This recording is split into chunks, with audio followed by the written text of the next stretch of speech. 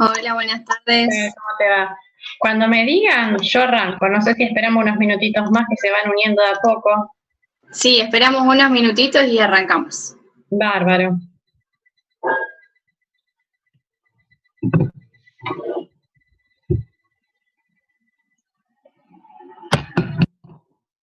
No sé cuántos son ustedes. Yo ya les perdí la cuenta, porque me mareo. ¿Tenés el micrófono apagado? Martina, ¿tenés el micrófono apagado? Yo seguía hablando, perdón. Sí, no pasa nada. Los residentes de los años más altos, que son Gonzalo, Martina, Araceli y Valentina. Pero siempre se suelen enganchar también el resto de los chicos de los otros años. No es obligación, pero bueno, se Sí. suman. Porque yo ya me pierdo, si son uno o dos por año, ustedes me pierdo. Y es que cada año hay una cantidad diferente. Es diferente. Vos estás en el último año. Yo ya terminé este año ¿No ves que estoy perdida? Sí, tendría que Y haber como lo terminado. sigo viendo, no me doy cuenta ya quién termina, quién no termina. Somos eternos. Bien, cuando vos me digas, arrancamos. Bueno, sí, esperamos. Dale, O si querés arrancamos así, le damos tiempo a los que todavía no están. dale, esperemos un poquitito por las dudas, porque son 7:02, esperamos hasta las 5. Dale.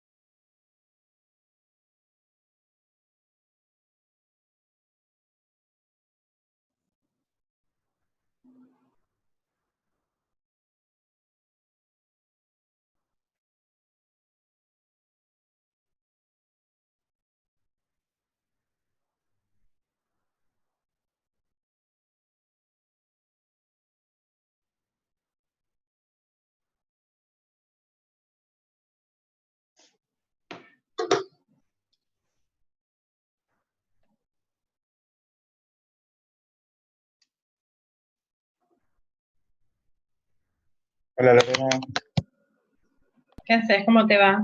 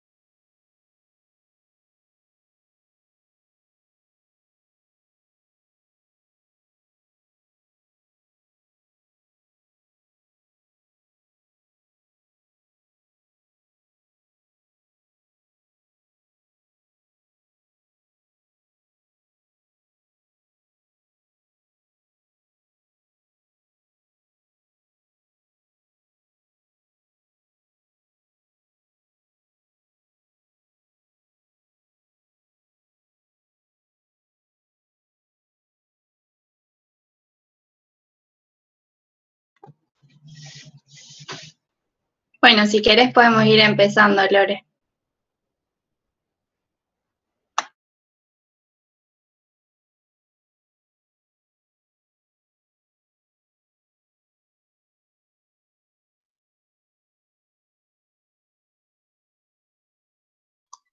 Ahí está.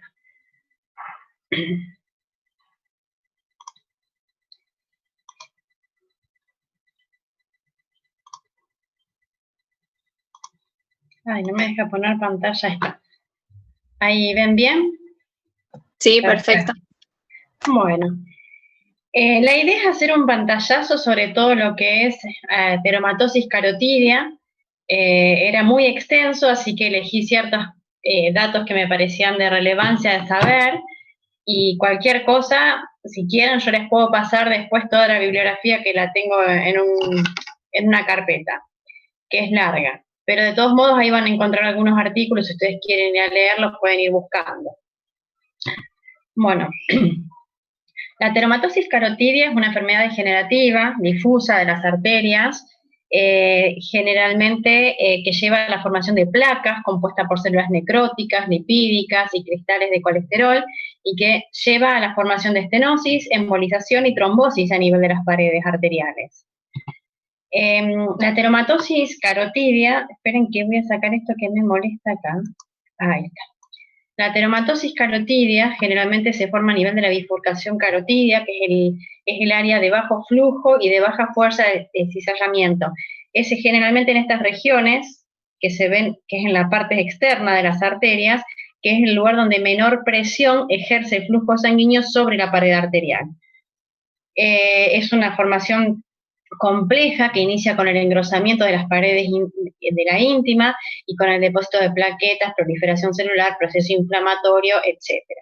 Con el incremento del grado de estenosis va aumentando lo que es la turbulencia del flujo y se incrementa el riesgo de ateroembolización. Me faltó un acento.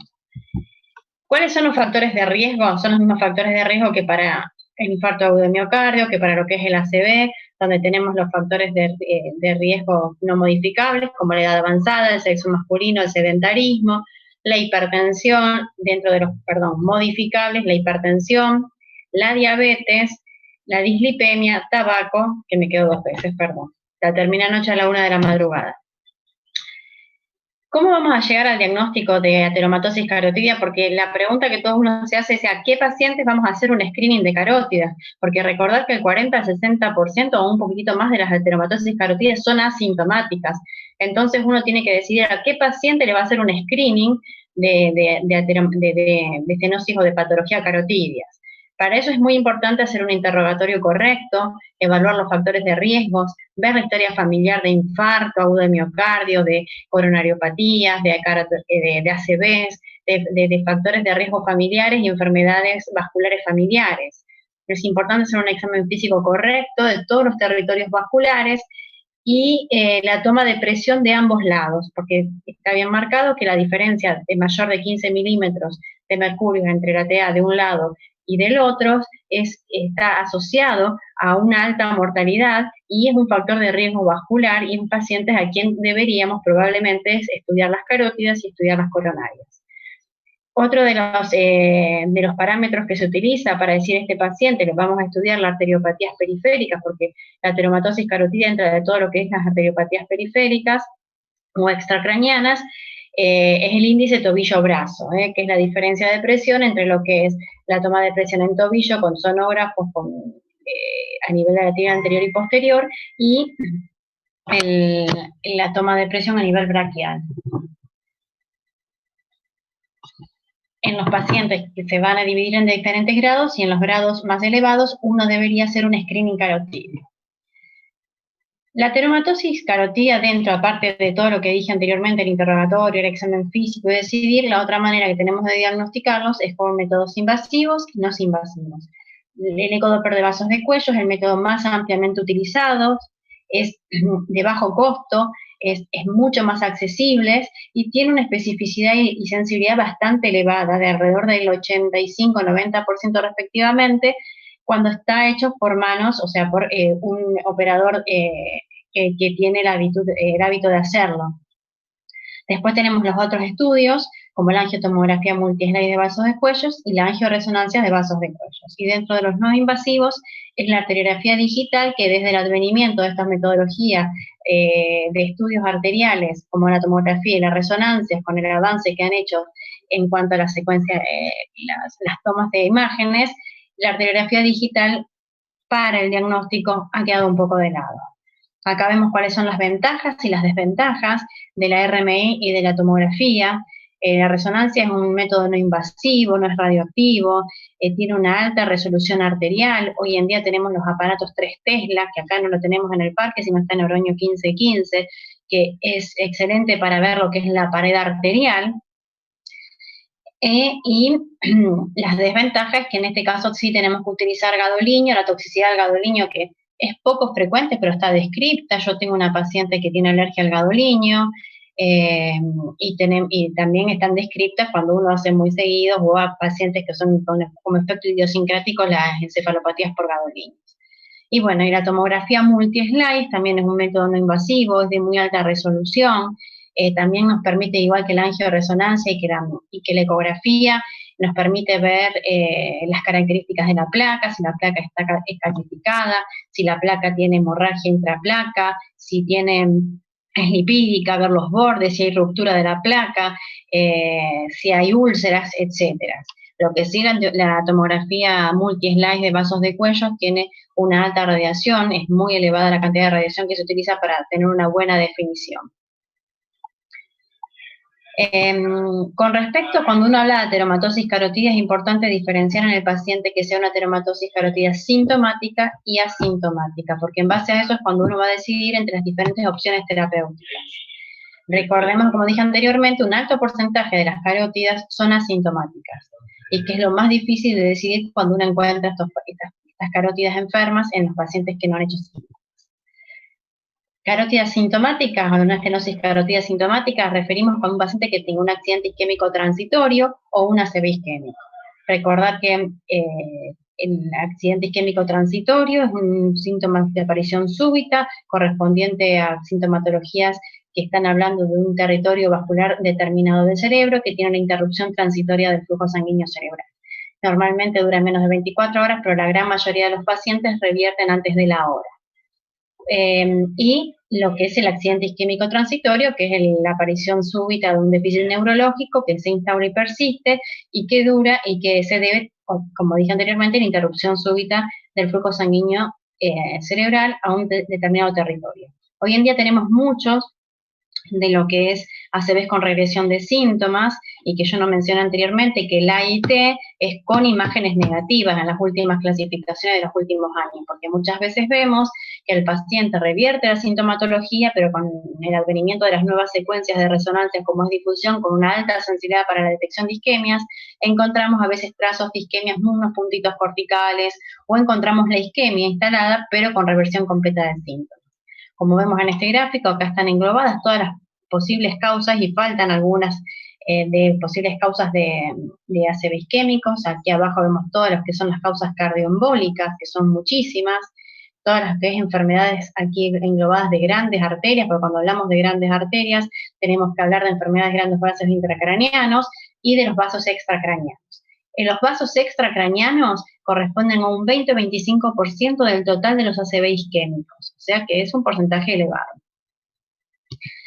El mecanismo fisiopatológico por lo cual una estenosis carotidia o una ateromatosis carotidia puede generar ACVs, las podemos dividir en 3 grandes categorías. Una, por una embolia arteria-arteria, donde generalmente vamos a encontrar infartos corticales pequeños, pequeños y múltiples, perdón, no me salía la palabra. Otro es por la placa de estenosis, y que genera generalmente a un paciente que tiene un estado de hipoflujo, una septicemia, una bradicardia o un trastorno sistémico que genera trastornos hemodinámicos y hacen lo que llamamos los infartos limítrofes. Estos infartos limítrofes, estos por ejemplo son los profundos, pero muchas veces tenemos los que son, iba a agregar unas imágenes y me olvidé, los que son limítrofes entre las diferentes circulaciones, arterias. Por ejemplo, esto es el territorio arterial cerebral anterior, y generalmente encontramos en este territorio que es entre cerebral medio y cerebral anterior, y esto que es cerebral posterior muchas veces encontramos en este lugar o en ganglios basales tálamo, donde también se comparte la circulación, que es parte de la circulación anterior y posterior.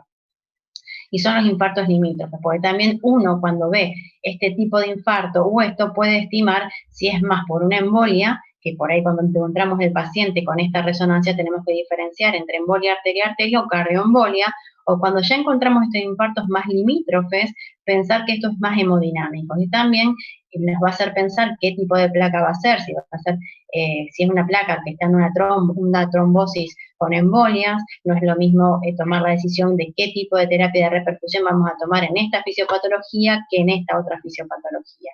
Y después tenemos la aterotrombótica, que generalmente esta es la formación de un trombo que progresa y que la progresión de ese trombo se da porque se produce un enlentecimiento de todo el flujo desde la oclusión de la arteria hacia arriba, y no es una oclusión definitiva, la cual ya no vamos a tratar, sino se debe a una oclusión probablemente por trombos frescos, y que nos presentan estos grandes y extensos infartos que vemos en los territorios de la arteria cerebral media por lo general, y que ante la angioresonancia o angiotomografía que hacemos encontramos lo que llamamos la estenosis en tándem, que es toda la arteria carotidia y la cerebral media. Y son infartos muy extensos, muy malignos. Con respecto a la sintomatología que vamos a tener, va a depender que generalmente la patología va a ser embólica, la gran mayoría de las veces, es como la arteria que va a estar afectada. Cuando tenemos afectada la coroide anterior, va a tener una hemiparesia contralateral. Cuando tenemos afectada la cerebral anterior, el paciente presenta apraxias idiomotoras, paresias de miembros inferiores contralaterales. Cuando está afectada el área izquierda o dominante, podríamos decir más correctamente, va a presentar trastorno del lenguaje como afasia. Cuando está afectada el hemisferio no dominante, negligencia motora, y ocasionalmente pueden presentar incontinencias urinarias.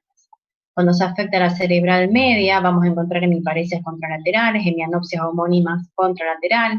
Cuando se afecta el hemisferio dominante, que en la mayoría de la población es hemisquierdo, va a presentar afasias, y en los hemisferios, afección del hemisferio no dominantes, el paciente va a estar apráxico, confuso y con delirios, ocasionalmente.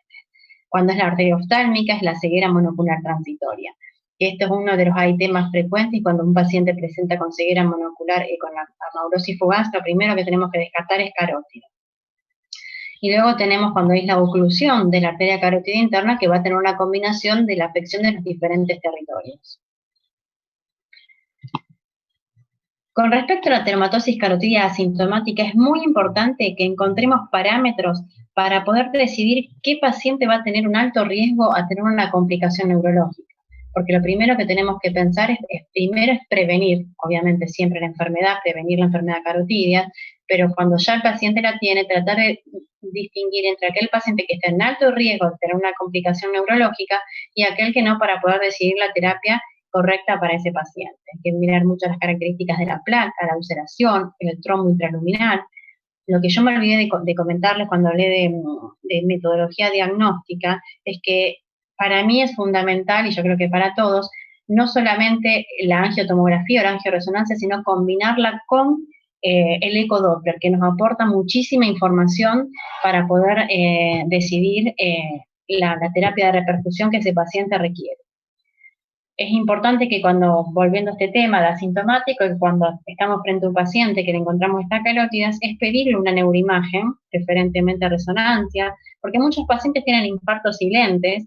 No es lo mismo el microinfarto, la leucoencefalopatía, que encontramos que es de la patología crónica, a que este paciente tenga infartos silentes de localización embolígena, como córticos subcorticales o de circulación limítrofe. Otra de las metodologías que se puede hacer es esto, que es el ecodoppler transcraniano, para ver si hay embolias, si hay microémbolos que se detectan a nivel de la arteria cerebral media, de la circulación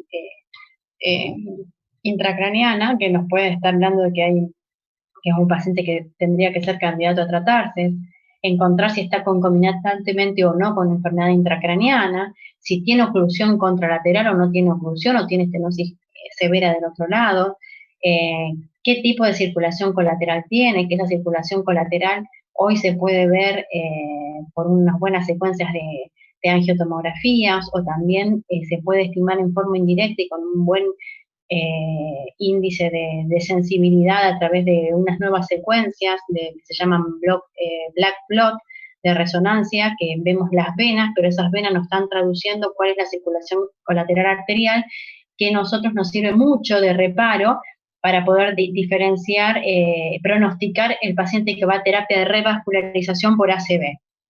Qué pronóstico tiene de recuperar o no recuperar, y que en breve vamos a agregar esas secuencias para poder pronosticar la respuesta que vamos a tener a tratamiento en el protocolo de ACV que hacemos. Obviamente ver de qué lado está la lesión, si es la lesión izquierda, que tiene mayor riesgo quirúrgico, número de factores de riesgo que tiene ese paciente, porque obviamente un paciente diabético, hipertenso, tabaquista, obeso, sedentario, sabemos que esa placa va a tener mayor tendencia a su aumento en tamaño, a volverse inestable, y es importante tener en cuenta el volumen de pacientes que se tratan en el centro, porque la gran mayoría de todos los trabajos que estudiaron la seguridad de las terapias de revascularización están muy asociadas a la experiencia que tiene tanto el hemodinamista como el cirujano que va a operar la carótida.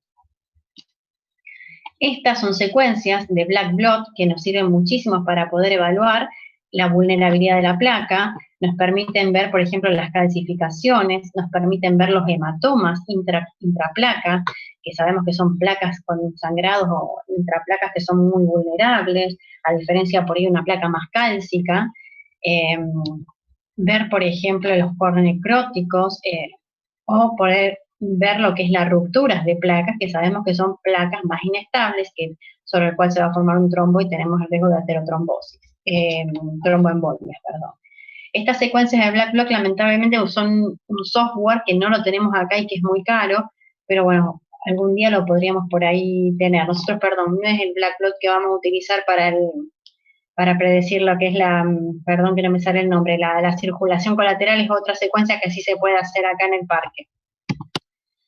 En cuanto a lo que es el tratamiento, vamos a tener que plantearnos de vuelta si el paciente es sintomático o es asintomático, vamos a tener que darle el mejor tratamiento médico y decidir si el paciente requiere una terapia de revascularización y cuál va a ser, si va a ser la endarterectomía o el stent carotídeo.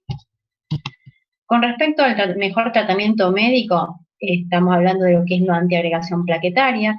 En el paciente asintomático se opta por aspirina a bajas dosis o clopidogrel. No hay ningún trabajo que muestre el beneficio o la eficacia en el paciente asintomático a antiagregarlo, pero tendemos a antiagregarlo y la indicación es hacerlo. Si el paciente va a ir a terapia de revascularización hay que antiagregarlo peri y post procedimientos, y si el paciente es candidato, se le coloca un stent, se debe mantener una doble antiagregación por un mes. Hoy en día también hay tendencia en el paciente sintomático a doble antiagregarlo hasta el procedimiento, y después si es una endarterectomía se baja a una simple antiagregación, y si es el stent se mantiene por un mes la doble antiagregación. El tratamiento hipolipemiante es fundamental con atorvastatinas o rosuvastatina a altas dosis, atorvastatina 80, rosuvastatina 40 miligramos, con un objetivo de colesterol LDL de 70 miligramos por decilitros, y en los pacientes que tienen valores entre 70 y 135, pues es la reducción de un 50% del valor del LDL. Lore, ¿te puedo hacer una pregunta? Sí, sí. En el caso de que un paciente se ponga un stent carotídeo, pase el mes, ¿con qué antiagregante queda después, habitualmente? Sí, el paciente se puede mantener con aspirina tranquilamente, con aspirinas que van desde 80 miligramos a 325 miligramos, que para la prevención de ACV no mostró diferencia de eficacia. Después, pero nosotros en el parque tenemos poca experiencia en carótidas, casi no tenemos carótidas. Tenemos más forámenes oval permeables y cardioembolias que carótidas. Pero bueno, después con un simple antiagregante se puede mantener. No sé si después estaba Vanina, si quiere aportar algo, creo que no sé si se conectaba, no me acuerdo. Bueno, gracias. Bueno, después el tratamiento antihipertensivo, que es la reducción, que ha demostrado que puede haber reducción y regresión de la placa. El objetivo es mantenerlo por debajo de 140-90 milímetros de mercurio, pero no menor a 110 milímetros de mercurio. Antes, en las guías anteriores, no se hablaba de de cualquier antihipertensivo podía ser, pero en la revisión del 2018 se habla de los inhibidores de la enzima convertidora de angiotensinas o de los bloqueantes. Importante una dieta equilibrada, actividad física y el dejar de abandonar el hábito del tabaco, que estas últimas no se mencionaban y hoy en día ya se mencionan en las últimas revisiones. Y sí, la actividad física, ahora salió una última recomendación que creo que depende de la actividad física que haga el paciente, si es intensa o leve, es la cantidad de minutos por semana que se indican. Creo que es de 75 a 150 minutos por semana de actividad física intensa, y si es una actividad física leve, creo que es de 100 a 300 minutos, no me acuerdo, algo así. Pero es lo que se recomienda, que el paciente haga siempre actividad física aeróbica. Con respecto a la endarterectomía, en los pacientes, ¿qué es lo que se recomienda? En los pacientes sintomáticos entre 70 y 99% de estenosis hay un claro beneficio de la endarterectomía sobre siempre el tratamiento, mejor tratamiento médico.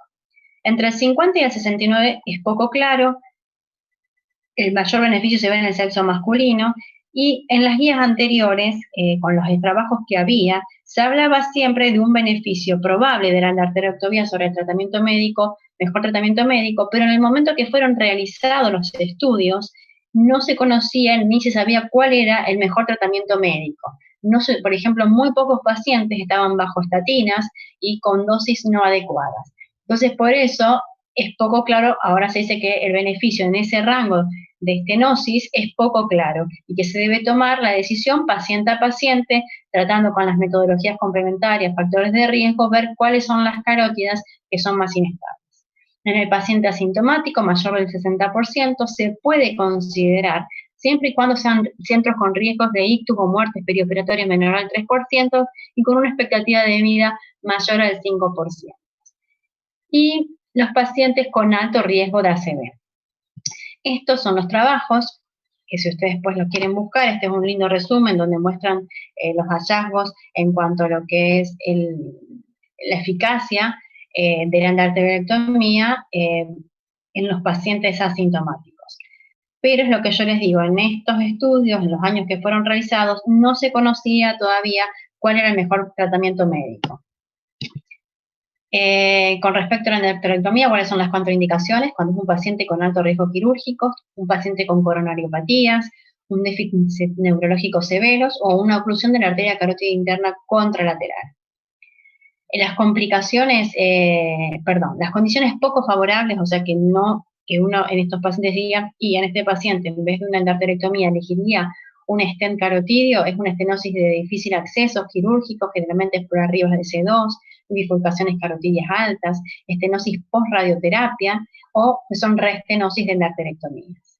Las complicaciones que se han visto con la endarterectomía es el infarto agudo de miocardio, que se presenta más en la endarterectomía con mayor frecuencia que en el stent, lesiones de pares craneales, síndromes de reperfusión, ACV periprocedimientos, ACV y muerte periprocedimiento, que el porcentaje es un poquito menor que con lo que es el stent carotidio y el hematoma cervical.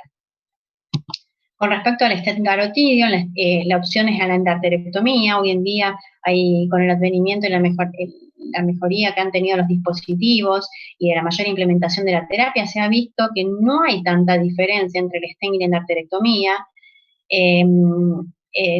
En cuanto a la restenosis, no hay diferencia casi tampoco. Lo que se ha visto es que tiene un poco mayor de porcentajes de ACVs o muertes, que son los endpoints que utilizan los estudios, periprocedimiento y procedimientos, y que obviamente si uno selecciona bien los pacientes se reduce ese porcentaje, y se ha visto más en los pacientes asintomáticos que en los sintomáticos.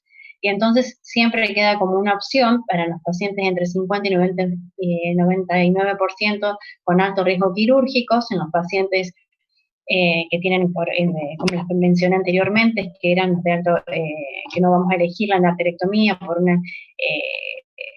pacientes con coronariopatías, pacientes que tienen alto riesgo quirúrgico o difícil acceso quirúrgico.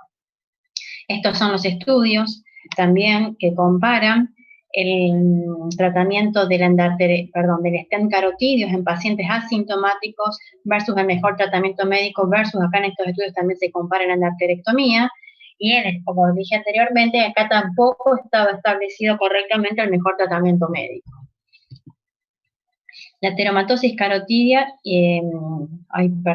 las condiciones que aumentan el riesgo o que son pacientes de alto riesgo para tener complicaciones para la colocación del stent son pacientes que tienen placas blandas, bien lipídicas. Sabemos que esos pacientes son de mayor complejidad. O pacientes que vemos que tienen trombosis sobre la placa ulcerada. Porque cuando uno pasa con el stent tiene mayor riesgo de desprender y de generar embolias distales, a pesar de que se utilizan los dispositivos de protección. Lesiones preoclusivas, cuando la extensión de la lesión es mayor a 15 milímetros, cuando hay una circunferencia de placa calcificada, cuando tenemos arcos aórticos muy flexuosos o en tipo 3, cuando hay ateromatosis severas del arco aórtico también, porque podemos desprender pequeñas plaquitas, y cuando hay una marcada tortuosidad de la arteria carótida interna distal. Las complicaciones son similares a la endarterectomía, el stroke y muerte periprocedimientos, es levemente superior que la endarterectomía y se ven más en pacientes de edad avanzadas y en pacientes asintomáticos. Por eso en los pacientes más añosos siempre elegimos la endarterectomía sobre el stent carotídeo. Y el síndrome de reperfusión, que también lo mencioné estoy trabada, estoy cansada, en la endarterectomía. Quería mencionarles lo de la teromatosis carotidia, el síndrome de reperfusión, que es lo que vemos, que es una tríada que se caracteriza por la presencia de cefalea, crisis convulsivas y signos de focalidad neurológicas sin encontrar lesión isquémica en resonancia, y que esto se debe a un ascenso de la presión arterial. En la hipertensión arterial la vemos más, por ejemplo, con la endarterectomía que con el stent carotídeo. Por eso esto a veces es un poquitito más prevalente de encontrar en la endarterectomía que en la revascularización por stent.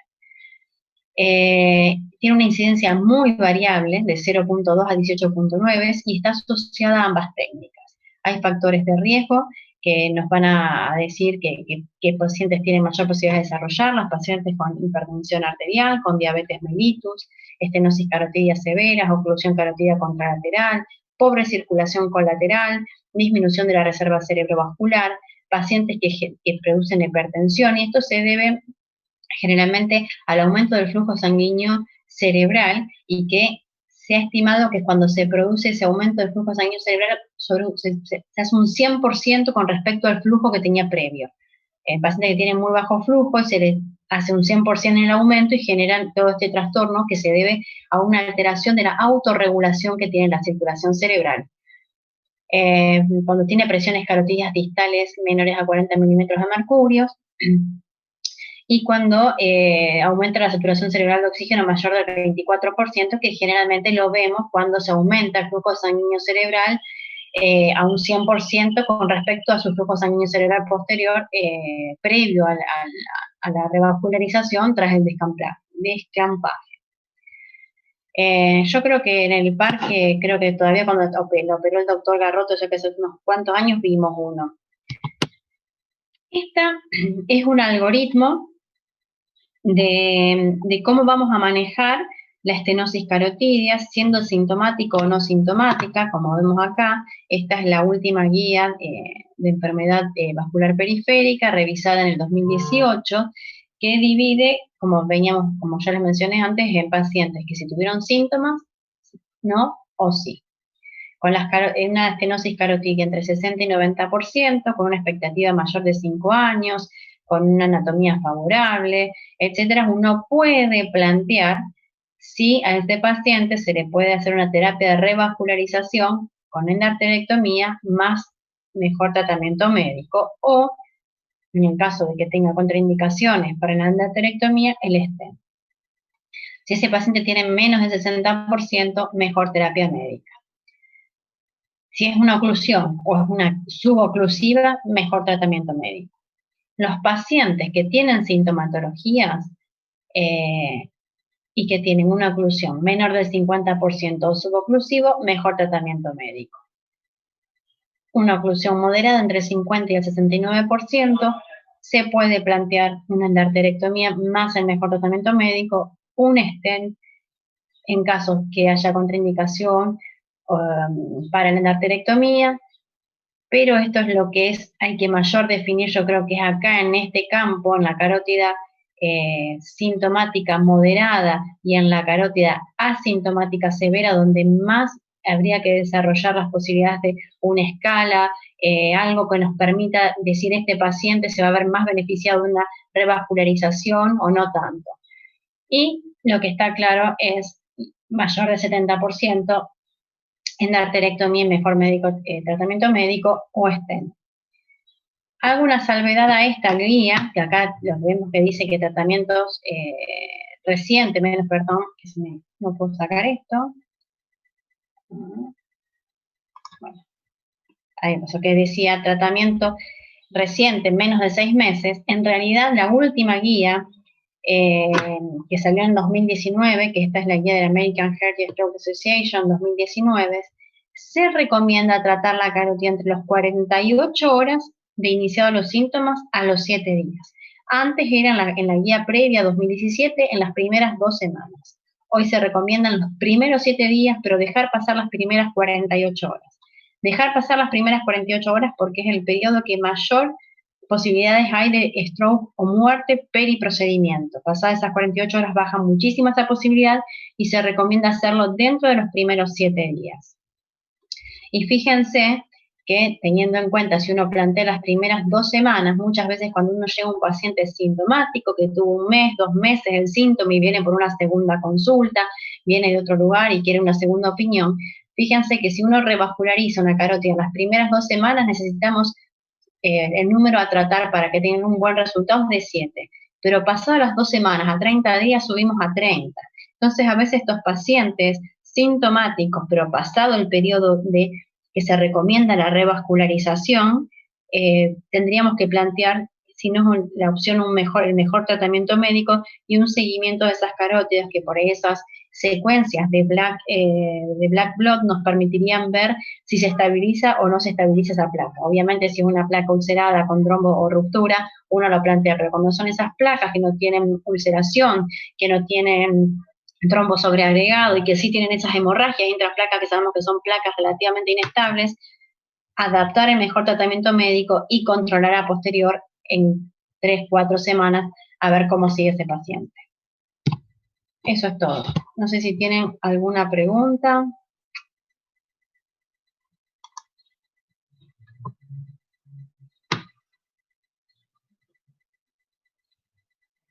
Traté de hacer un pantallazo, porque es bastante largo. No quería poner todos los artículos y todo eso porque a mí me duermen. Cuando me empiezan con los artículos y las tablitas, yo me empiezo a cabecear. Pero quería hacerle un pantallazo, por lo menos que tengan una idea. Ahí había algunas bibliografías y lo que está claro es mayor del 70% en las primeras 2 semanas, o sea, cuando nos llega en el agudo, mayor del 70% sintomático, hay que ir a una terapia de revascularización. ¿Cuál? Va a depender del paciente, de la anatomía de la carótida y de otros factores que hay que decidir. Y que lo ideal sería pasado las 48 horas dentro de la primera semana, que son las últimas recomendaciones. El gris es en el asintomático o en el moderado, y que yo creo que ahí hay que valerse mucho del ecodoppler, que nos ayuda un montón, pero sinceramente, a ver quiénes están, el ecodoppler hecho por el cardiólogo. A mí ahí en el parque yo prefiero siempre la información que me da el ecodoppler cuando logramos que lo haga un cardiólogo, porque por ahí lo piden ustedes, que es muy diferente al ecodoppler por ahí de ecografía, porque hay que sumar las 2 técnicas, la tomografía o la angiotomografía y la angioresonancia. Antes siempre preferíamos angiotomografías, pero si uno podría lograr tener, sí podemos hacer en el parque la resonancia de pared arterial, no podemos tener las secuencias de black blood que nos permite ver más minuciosamente intraplaca, pero ya con las secuencias de pared arterial nos permitiría, sobre todo en el nuevo resonador, nos permitiría poder tener más estimativo y decidir, que es una decisión que hay que tomarla básicamente entre el cardiólogo y el neurólogo. No es una decisión que puede tomar unánimemente uno solo. Entonces hay que sentarse y ver y decidir, porque nosotros tenemos que ver la resonancia, ver si hay lesiones silentes, y con el cardiólogo ver los factores de riesgo, y con el cardiólogo mismo decidir si el paciente que es candidato a endarterectomía o a stent. No sé si quieren aportar algo de que hayan leído. Estuvo re buena la clase. Yo por ahí pregunto varias veces eh, cuándo, por ejemplo, se definen anticoagular los pacientes de ACVs isquémicos, si digamos de acuerdo a la anatomía o la ubicación de las lesiones, cuándo y cómo se La definen de... anticoagulación es un tema aparte. La carótida generalmente no la vamos a anticoagular. ¿eh? Por lo general lo que hacemos es una doble antiagregación, salvo que por ahí vemos y tenemos muy claro en las angioresonancias o en la angiotomografía que hay un émbolo sobre la placa y que la lesión no es extensa y decimos, bueno, nos arriesgamos a limpiar el émbolo con una anticoagulación, pero es raro, no está en ninguna guía ni nada. Pero yo lo he hecho. Lo he hecho cuando sospecho que la placa, que lo que está ahí es un trombo fresco y anticoagulamos. Pero desde el punto de vista, eso es por carótida. Después tenemos otros criterios de cuándo vamos a anticoagular cardiológicamente, anticoagular un paciente con un ACV isquémico. Por clínica tenemos criterios clínicos. Hay test a repetición, ACVs que progresan, cuando encontramos un FA o trombosis venosa cerebral, no tenemos dudas, vamos a anticoagular. Muchas veces nosotros vemos el paciente que la clínica es embolígena, la resonancia, vemos que en la resonancia es de características embolígenas, y entonces el criterio es hacer una anticoagulación con enoxaparina por 48-72 horas y buscar la fuente. Si no encontramos fuente embolígena, y que en ese caso entra lo que es el ACV, en lo que llamamos Jesus, que es una nueva clasificación de hace un par de años, que son ACV de características embolígenas sin fuente embolígena determinada, hay varios trials que comparan en esos casos donde no se encuentra fuente embolígena, se compara lo que es antiagregación con rivaroxaban 1, que ese es el Navigate, y el otro que no me acuerdo cómo se llama, que es aspirina versus dabigatran. Ninguno de los dos realmente mostró una eficacia en prevención. Entonces, cuando no tenemos, o sea, que entra el paciente, vemos que tiene esa imagen muy típica de embolígena, o clínica bien de característica embolígena, porque hizo varios episodios y revirtió, salvo que después encontremos una pequeña arteria u otra cosa que también hacen esos cuadros, pero esos pacientes los tendemos siempre y cuando la neuroimagen no la contraindique, y estudiamos. Lo ideal es hacerle GETE, Holter, internación, salvo que el paciente pueda estar monitoreado y por ejemplo, una FA, pero en terapia, olvídense que me van a avisar que tuvo un FA el paciente, van y lo apagan y no se fijan porque eso no. Entonces, ahí ya estamos perdiendo ese monitoreo de terapia, a nosotros no nos sirve. Y encontramos una placa carotida, ahí se suspende la anticoagulación, se lo doble antiagrega y se plantea la terapia de revascularización. Y si no encuentro nada, con mucho miedo, le saco la terapia de anticoagulación al paciente y lo doble antiagrego. Bien. Y el trabajo que estaba el Thales, con el uso del ticagrelor, ¿está en curso todavía? No, ya terminó, ya salió la publicación. Nosotros incluimos, participamos como centro en ese, participé en Navigate, ISUS también. El ticagrelor, la doble antiagregación plaquetaria en neurología, antes decíamos no, salió el primer trabajo y como era asiático, entonces toda Europa y Estados Unidos desestimó el trabajo de la doble antiagregación, pero porque era asiático y los asiáticos tienen mayor prevalencia de arteriopatía intracraniana a diferencia del resto del mundo. En patología intracraniana geográfica, básicamente. Sí, tiene mayor patología intracraniana, tiene mucha estenosis de arteria cerebral media. Cuando encontramos una patología intracraniana, no hay duda, doble antiagregación.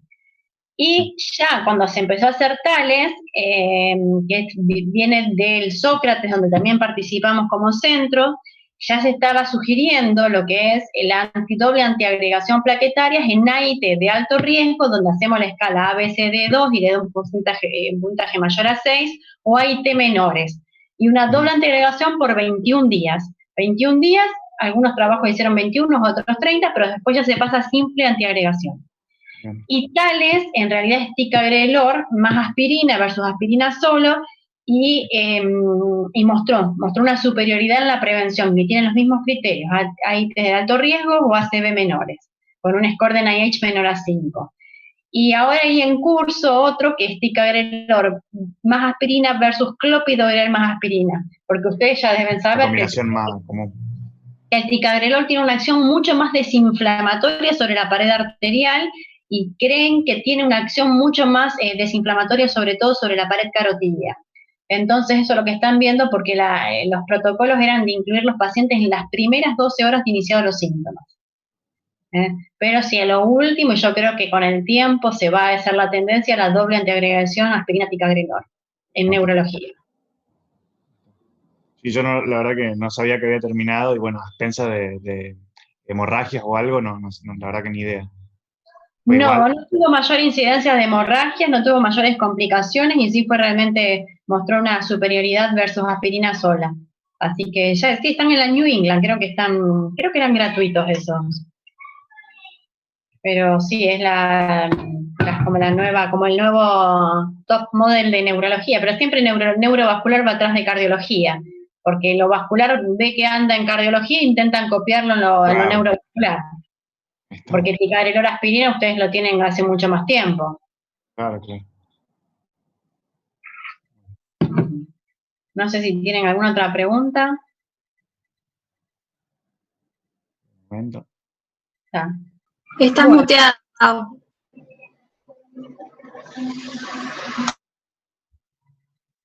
¿Alguien hablaba? Estaba Pau hablando, ahí está, ahora sí. No, yo volviendo a lo de carótida, no sé si se acuerdan que del paciente Nieto que ingresó por una CB que le encontramos una Viene molística su imagen. A nivel de la carótida y se hizo la endarterectomía y hoy se fue de alta con muy buena respuesta. Sí, me dijo Juan que habían dado re bien. Sí. Sí, él se decidió a la endarterectomía porque era una placa muy, muy blanda. Una placa muy lipídica, blanda y larguita. Entonces, por ahí son las que vos preferís una sobre la otra. Así que, pero bueno, yo generalmente cuando tengo las pocas, esta es la segunda carótida que tengo no sé en cuántos años. No me acuerdo si tuve algún paciente con carótida los últimos dos que estos, de que el año pasado no debo haber tenido ninguna. En el Sanatorio Parque tenemos más incidencia de ESUS, más FOP, y los ESUS que generalmente después le termino encontrando la fibrilación auricular en consultorio. Y que por eso es interesante poder hacer holter de 2, 3, 4 días, que ahí se los atrapamos. A varios se los atrapé con holter de 48 horas. Y por ejemplo, hay mucha carótida en el ICR, pero también una población más sesgada, es una población muy cardiovascular ahí. Son pacientes panvasculares por lo general. Entonces ahí sí hay más carótidas. Pero bueno, por ejemplo, si uno quiere llevar a un paciente a endarterectomía, que no se hizo con este paciente, uno tendría que hacer una cinecoronariografía previa. Si el paciente en la cinecoronariografía tiene alteraciones coronarias, tendría que ir a STEMI y no a endarterectomía. Pero bueno, en este paciente no se hizo. Se tendría que hacerla realmente para valorar si tiene que ir para poder decidir correctamente ambas técnicas. Tendría que haberse hecho, o sea, una CCG, evaluar si tenía lesiones coronarias, tratarlas y no la endarterectomía, sería.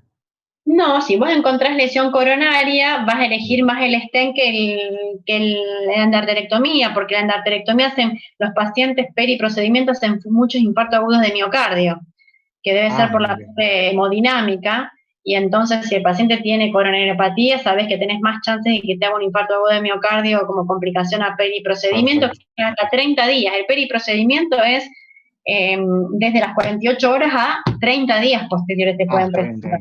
Entendí. Entonces, este paciente decís, no, este paciente vamos a STEM.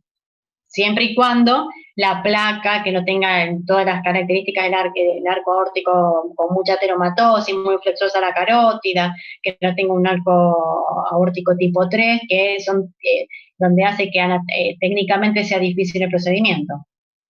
Lore, y en el paciente asintomático, por ejemplo, en el consultorio de neurología clínica, cuando tomás factores de riesgo vos buscás screening, digamos, vascular, carótida, femorales, por ejemplo. Yo lo suelo hacer con factores de riesgo. Vascular.